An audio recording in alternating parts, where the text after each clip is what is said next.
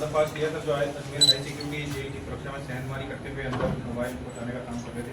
काफी शातिर लोग हैं, तो किस तरह से इन तक पहुंची पूरी सब क्या खुलासा हुआ जानना था।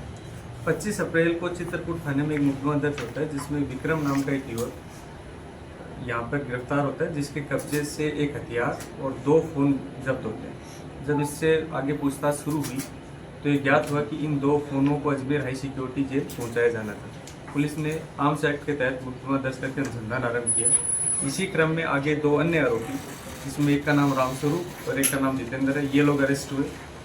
रामस्वरूप और जितेंद्र ये दोनों एक मर्डर के मामले में केस रह चुके हैं और रामस्वरूप बोगामेडी हत्याकांड में शामिल सुमित जो मुख्य षड्यंत्रकारियों में शामिल था, उसके साथ में जेल साथ में काट चुका है। इस कारण सुमित से उसकी दोस्ती थी। इसी क्रम में पुलिस ने जब आगे का अनुसंधान आरंभ किया तो प्रियांशु नाम का एक लड़का जो इस गैंग को सपोर्ट करने के नाम पर अजमेर रहता है, उसको अरेस्ट किया गया। इन सब को अरेस्ट करने से ज्ञात हुआ कि प्रियांशु अन्य 3 लोग, जो एक का नाम साहिल है, एक का नाम नरेश है और एक गंगाराम, इनसे जुड़ा हुआ था। इसी क्रम में जब साहिल की भूमिका की तलाश की गई तो साहिल कपिल पंडित की मौसी का लड़का है, जो जेल में सुविधाएं देने के नाम पर साहिल के द्वारा प्रियांशु के माध्यम से लगातार पैसों का ट्रांसफर किया जा रहा था। इसी क्रम में जब नरेश से अनुसंधान किया गया तो ये पता चला कि वो गंगाराम से जुड़ा हुआ है और उसके माध्यम से पैसे का एक लंबा लेन देन, एक्सटॉर्शन मनी जो बाहर से उगाई जाती है, उसका एक लंबा हिस्सा को अजमेर पहुंचाया जा रहा था। जब गंगाराम से अनुसंधान किया गया तो पता चला कि 2 जेल कर्मी, जिसमें एक का नाम पवन और एक का नाम विक्रम, ये जेल में कैंटीन का संचालन का कार्य भी करते।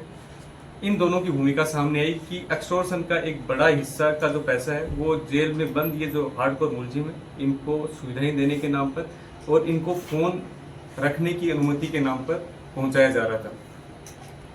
इसी क्रम में आगे सुमित जो जिसके द्वारा बार बार वेस्ट जिले के अन्य थानों में भी लगातार धमकी दी जा रही थी। हरमाड़ा में भी इसी तरह का मुकदमा लगभग 1.5 महीने पहले दर्ज हुआ था, जिसमें लगभग 16 लोग अरेस्ट हुए थे।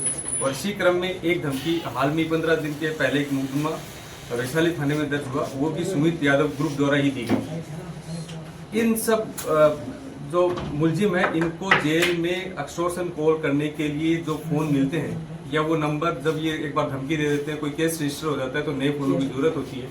वो फोनों की जरूरत को पूरा करना, इनको अच्छी सुविधाएं देने के नाम पे एक पूरा षड्यंत्रकारी रूप से एक गिरोह काम कर रहा था, जिसमें हम लोगों ने अभी तक 11 लोगों का अरेस्ट किया है, जिसमें सुमित भी शामिल है और जिसमें ये 2 जेल कर्मी हैं, इनको आज पुलिस ने अरेस्ट किया है। इसी क्रम में एक गिरफ्तारी राकेश जांगिड़ की भी हुई है। राकेश जांगिड़ सीसीटीवी इंस्टॉल करने के नाम से जेल में जाता था, जिसने ड्रिल मशीन में ये अनुसंधान तथ्य सामने है कि उसमें छुपाकर फोन जो है जेल के अंदर लेके गया।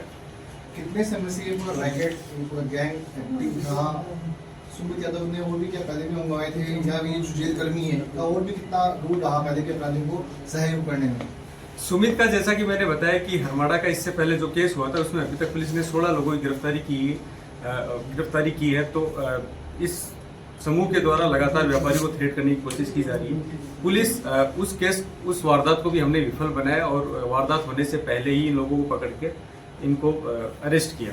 इसी तरीके से हाल में एक व्यापारी को वैशाली नगर में भी धमकी दी गई। तो पिछले 2-3 महीने में इस तरह व्यापारी को थ्रेट देने की इन्होंने कोशिश की।